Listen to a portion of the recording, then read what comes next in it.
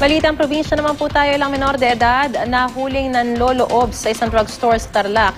Sa Siargao Island naman, hinihinalang drug den, sinalakay ng mga otoridad. Narito po ang mainit na balita.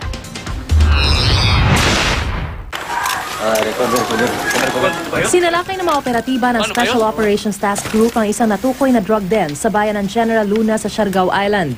Ang kanilang misyon, hulihin ang tinuturing na #1 drug pusher sa Siargao na kinilalang si Gilbert Figuron.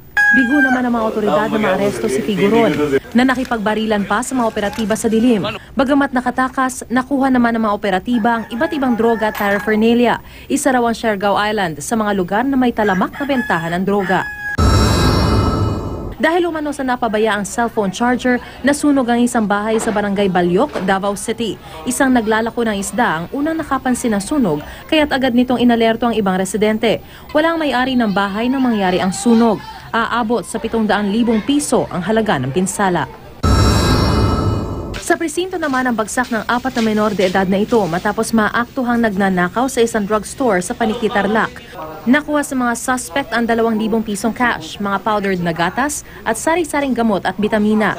Ayon sa Paniki PNP, isang tip ang kanilang natanggap tungkol sa nangyayaring panluloob sa nasabing drugstore, kaya agad silang umaksyon. Ito-turn over ang mga menor de edad sa pangangalaga ng DSWD. Ba't ka napasama naman sa kanila?